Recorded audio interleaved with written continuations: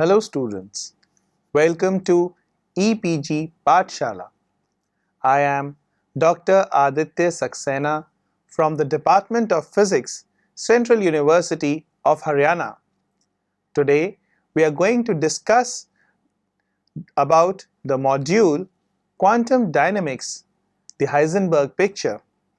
under the paper Quantum Mechanics 1. So students, let us see what are we going to learn in this module. Firstly, we'll learn about the Heisenberg picture. Then, we'll derive the expressions for the Heisenberg's equations of motion. After that, we'll learn how the problem of linear harmonic oscillator is studied through the Heisenberg's equations of motion. Then, we'll learn the similarity between the equations of motions in quantum dynamics and those in classical mechanics. Now, the main objective of non-relativistic quantum dynamics is to determine the variables or parameters that specify the state of a physical system, and secondly, to describe the time evolution of the system. While there are many possible representations of wave functions and observables connected by unitary transformations, it is useful to identify certain classes of representations called pictures which differ in the way the time evolution of the system is developed. In the preceding module, we studied how the state of an arbitrary time is determined from a given initial state through the time evolution operator and learnt the basic properties of this operator. In the Schrödinger picture,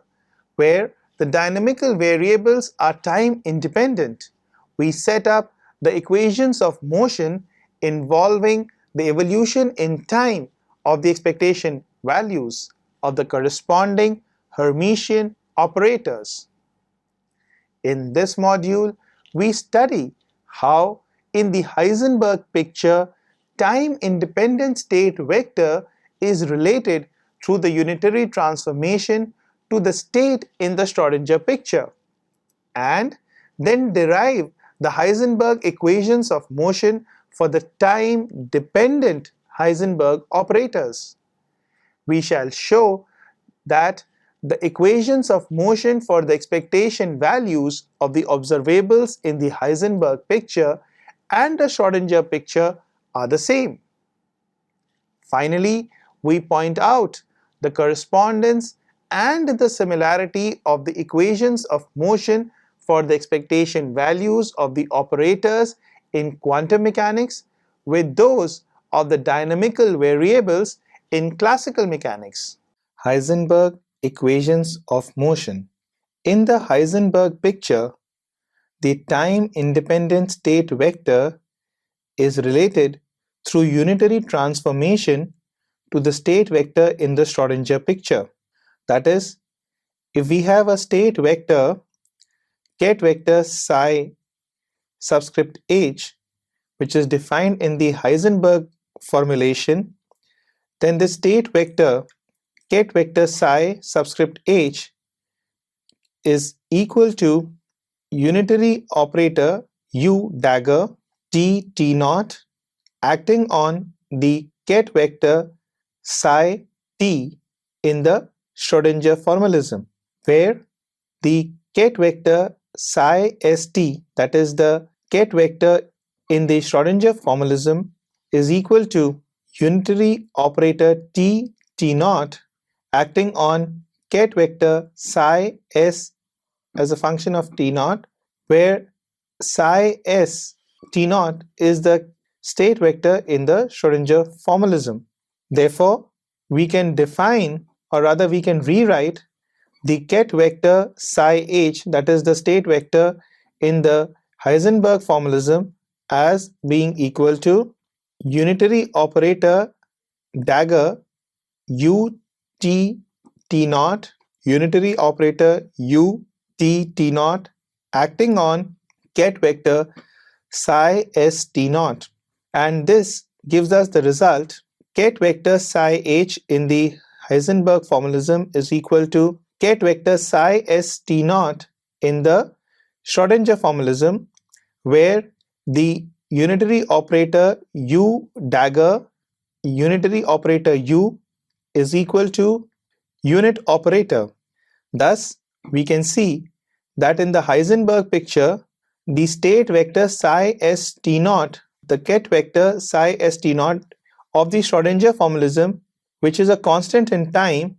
is equal to the ket vector psi h, or the state vector in the Heisenberg formalism. Thus, the Heisenberg equations of motion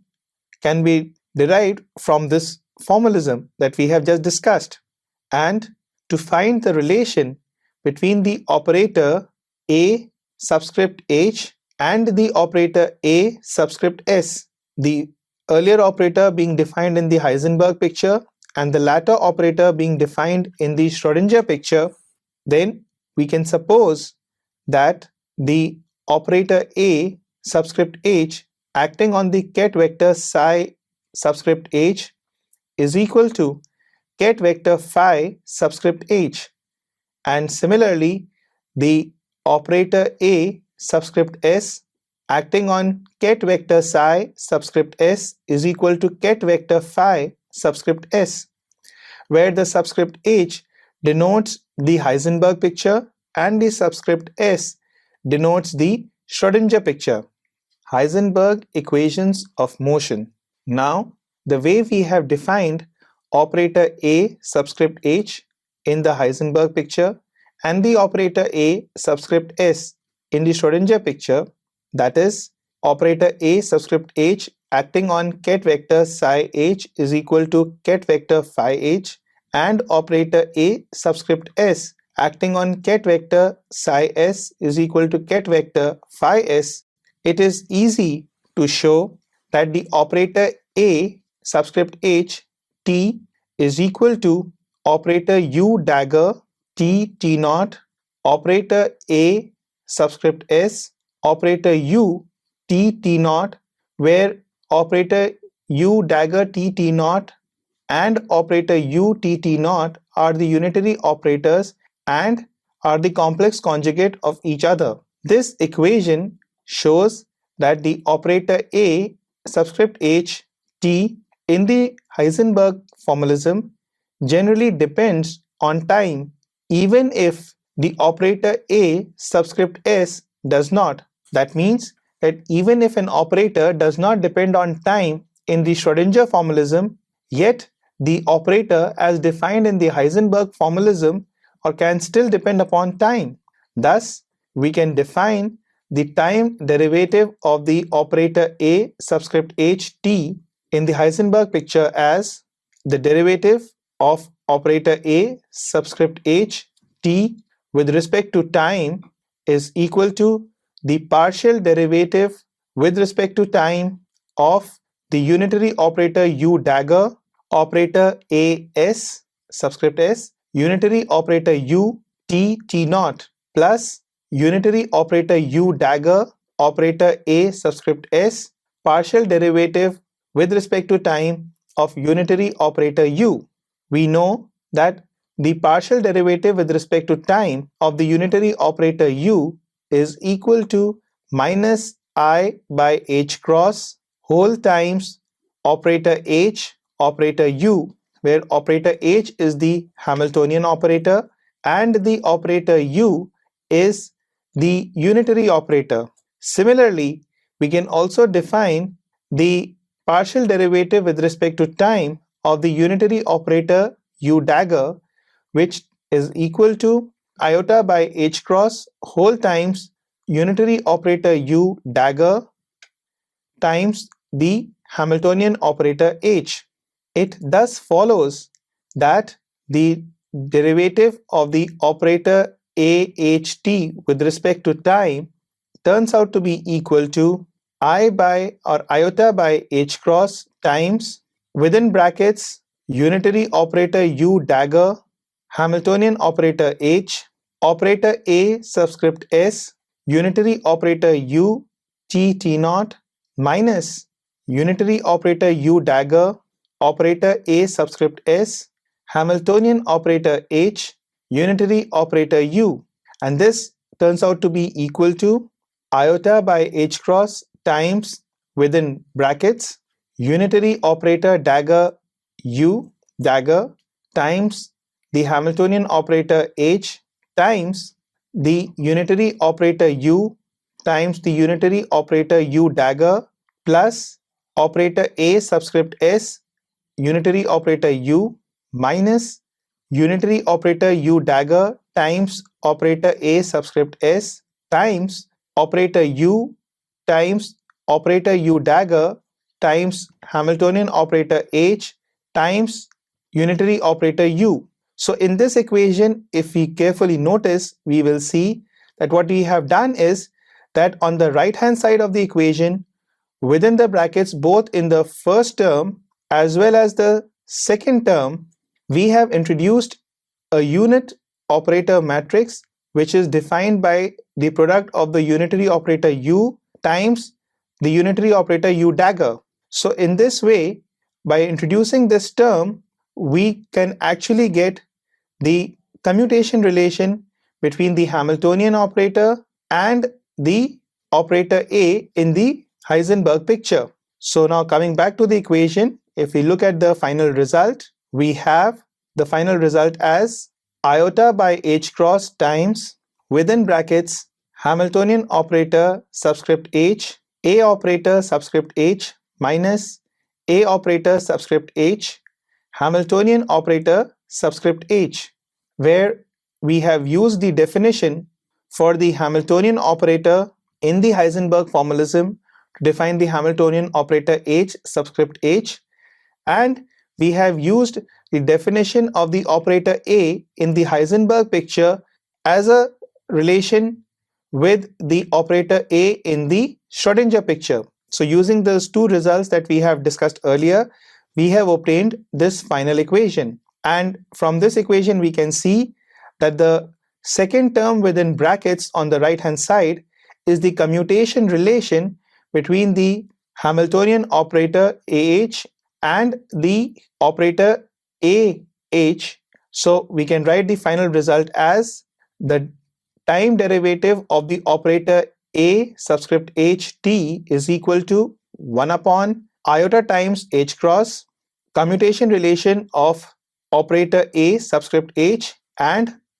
operator h subscript h, where if you see that we have taken the iota in the denominator so that the sign gets reversed, and hence we get this final commutation relation between the operator A subscript h and the Hamiltonian operator h subscript h in the Heisenberg picture. Thus, if operator A depends explicitly on time, then we can write the time derivative of the operator A subscript ht as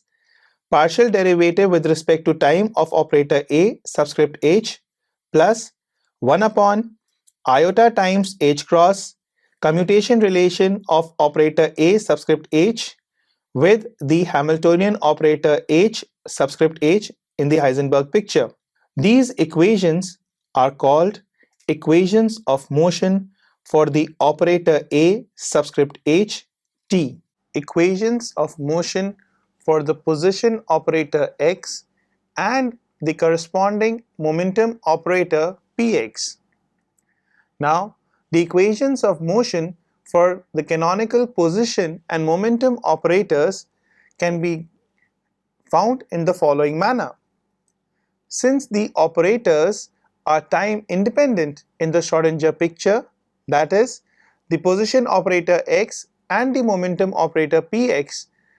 are independent of time, or in other words, the partial derivative of the position operator with respect to time is equal to 0. Similarly, the partial derivative of the momentum operator px with respect to time is also 0 in the Schrödinger picture. Therefore, we have the derivative of the position operator in the Heisenberg picture with respect to time is given as 1 upon iota times h cross whole times the commutator of the position operator in the Heisenberg picture and the Hamiltonian in the Heisenberg picture. Similarly, the derivative of the momentum operator px in the Heisenberg picture with respect to time, that is d by dt of the momentum operator px in the Heisenberg picture, is equal to 1 upon iota times h cross whole times the commutator between the momentum operator px in the Heisenberg picture and the Hamiltonian operator in the Heisenberg picture. From here, we can extend these results to the case when the Hamiltonian operator is a function of the position operator x and the momentum operator px. Then the commutation relations are given as the commutator of the position operator x with the Hamiltonian operator h is equal to I h cross, that is iota times h cross, partial derivative with respect to the momentum operator px of the Hamiltonian operator h, and similarly the commutator of the momentum operator px with the Hamiltonian operator h is given as being equal to minus iota times h cross the partial derivative of the Hamiltonian operator with respect to the position operator. Here it is important to note that we drop the suffix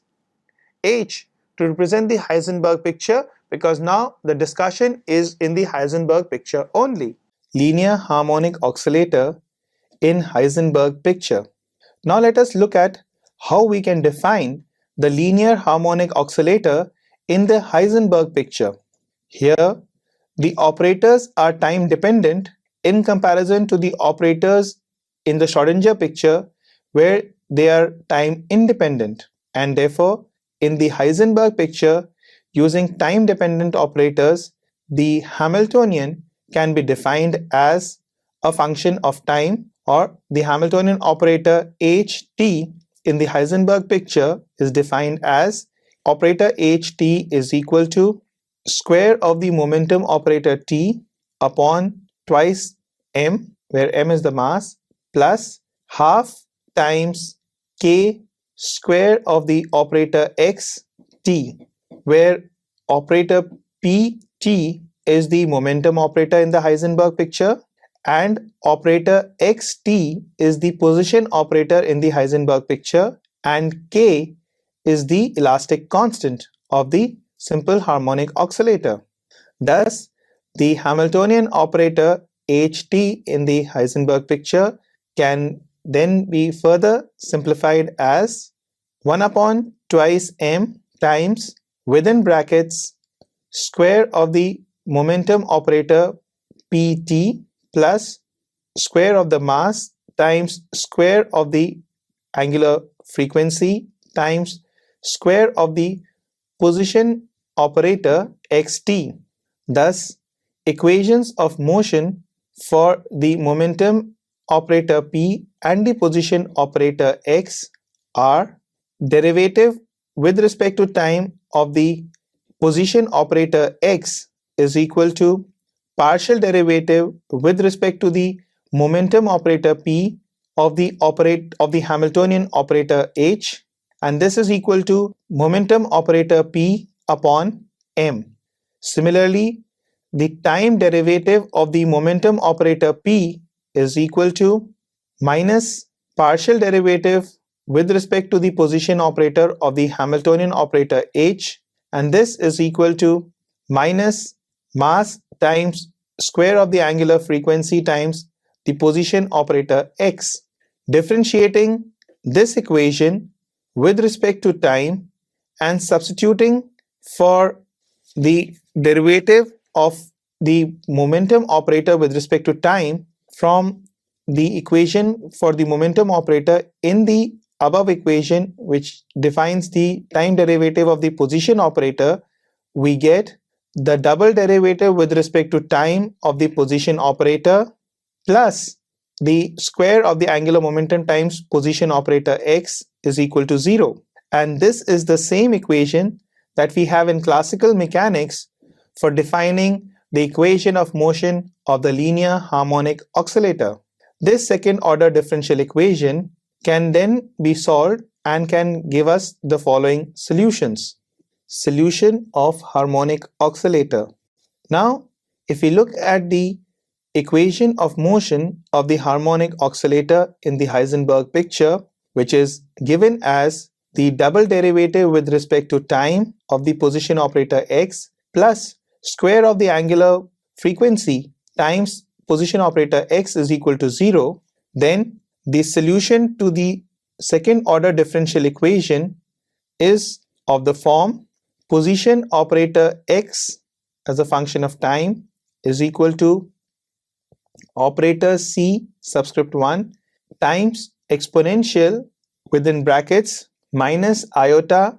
omega t plus operator c subscript 2 times exponential within brackets iota omega t, where omega is the angular frequency, and this can be written as operator a subscript 1 cos of omega t plus operator a subscript 2 sine of omega t, where operator a subscript 1 is equal to operator x at time t equal to 0 is equal to operator x naught, and operator a subscript 2 is equal to 1 upon omega times differentiation of operator x with respect to time, and this is equivalent to operator p at time t equal to 0 upon m omega, and this is equal to operator p naught upon m omega. Here we have used the result for the derivative of the position operator x with respect to time in terms of the momentum operator p. Thus, we have operator x as a function of time is equal to operator x naught cos omega t plus operator p naught upon m omega times sine omega t, where we have used the results for operator a subscript 1 and operator a subscript 2 and substituted these in the equation for the solution of the position operator as a function of time. Similarly, we can also write the equation for the momentum operator as a function of time, and this is equal to mass times the derivative of the position operator x with respect to time, and this turns out to be equal to operator p naught cos omega t minus mass times angular frequency times operator x naught times sine omega t. Substituting these in the Hamiltonian, we get the Hamiltonian operator h is equal to 1 upon twice mass times within brackets operator p naught square plus mass square times angular frequency square times operator x naught square. And we see that the Hamiltonian operator as defined in this equation is independent of time. Here the momentum operator p naught and the position operator x naught are both time independent operators. Solutions of harmonic oscillator. They are identical, or we can say that they are therefore identical with the corresponding operators in the Schrödinger picture, where we have that the position operator x naught is equivalent to the position operator x of the Schrödinger picture. Similarly, the momentum operator p naught is equal to minus iota times h cross times the derivative with respect to the position. As a result, the Hamiltonian has the form of the Schrödinger equation, which is given as the Hamiltonian operator h unx, where un is a function of x, is equal to minus within brackets minus h cross square by 2m times the double derivative with respect to the position plus 1 upon 2 times mass times the square of the angular frequency times the square of the position whole acting on the function unx, and this is equal to En unx, where En is the corresponding energy eigenvalue of the eigenfunction unx. Here in this equation, the middle term within the brackets, we see that the first term defines the kinetic energy term, while the second term defines the potential energy term, or in other words, the first term defines the term due to the momentum operator, and the second term defines the term due to the position operator, which has the solution that is well known, with the function unx is equal to square root alpha upon under root within brackets under root pi 2 to the power n factorial, this whole times exponential within brackets minus half alpha square x square bracket closed times h subscript n within brackets alpha x. These are the eigenfunctions with the eigenvalues given by En is equal to n within brackets n plus half bracket closed h cross times the angular frequency. Here En is the energy eigenvalues corresponding to the eigenfunctions unx, where alpha is a constant and is defined as m times k upon h cross square whole to the power 1 by 4, and this can be simplified to give alpha is equal to under the root m times angular frequency upon h cross, and h subscript n within brackets alpha x are the Hermite polynomials of diagonal elements of operator P0 and operator X0. Alternatively, one can use the state vectors given here in the Heisenberg picture to determine the energy eigenvalues of the diagonal Hamiltonian operator H. In fact, one can also calculate the off-diagonal elements of both the momentum operator P0 and the position operator X0 using the state un as a function of x. Thus, for the off-diagonal elements of the position operator X0, we can obtain X0 n prime n is equal to under the root h cross by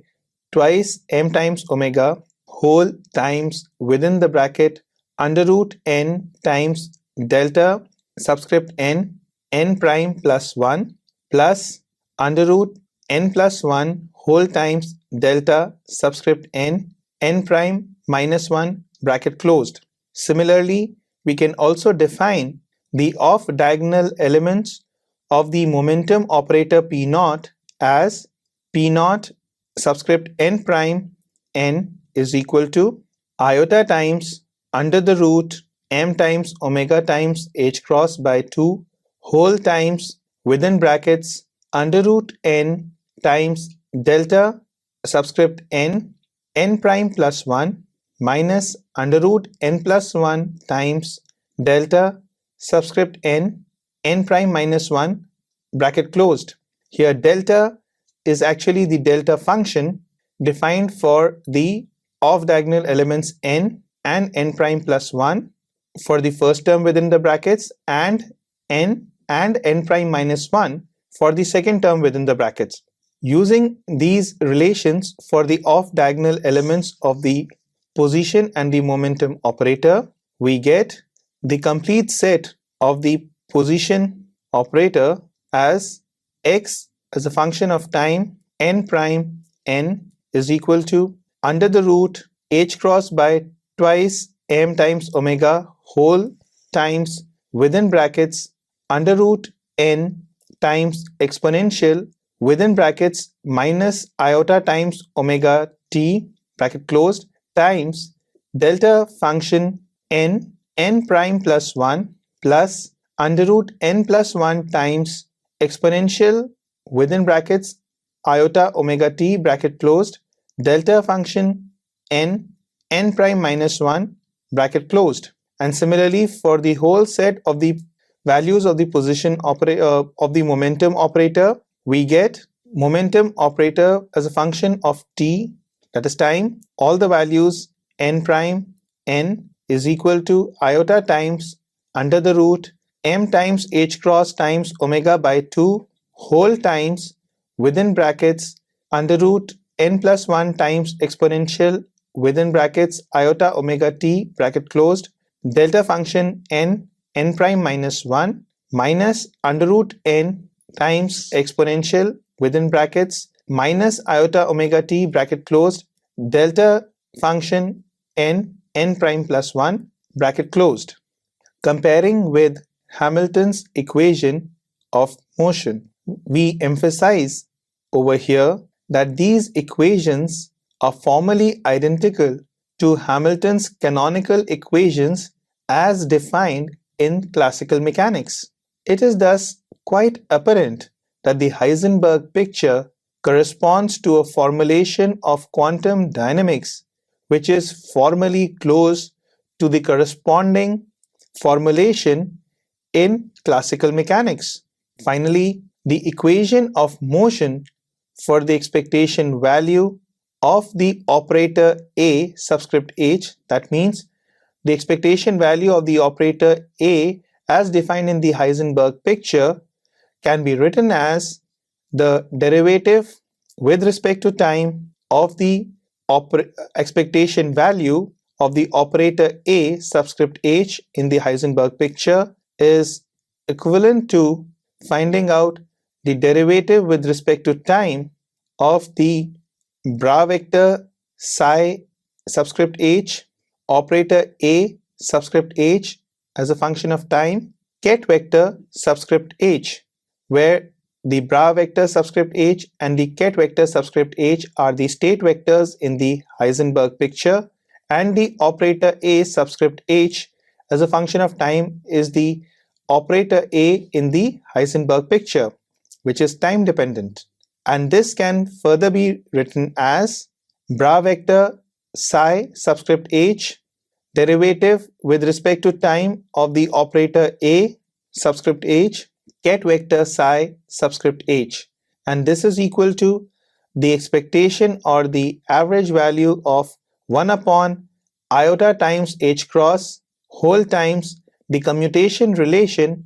of the operator A subscript h and the Hamiltonian operator h subscript h. That means the expectation value of 1 upon iota times h cross the commutation relation of the operator A and the Hamiltonian operator A as defined in the Heisenberg picture. Now, if the operator A subscript h as defined in the Heisenberg picture has explicit dependence on time, then we can rewrite the above equation for the operator A subscript h as the time derivative of the expectation value of operator A subscript h is equal to the expectation value of the partial derivative of operator A subscript h with respect to time plus the expectation value of 1 upon iota times h cross whole times the commutation relation of operator A subscript h and the Hamiltonian operator h subscript h. So students, now let us summarize what we have learned in this module. So, the first thing that we learned in this module was what is the Heisenberg picture. After gaining an understanding of the Heisenberg picture, we then derived the expressions for the Heisenberg's equations of motion. After that, we learned how the problem of the linear harmonic oscillator is studied through the Heisenberg's equations of motion. Then we learned the similarity between the equations of motion in the quantum dynamics and those in classical mechanics. Thank you.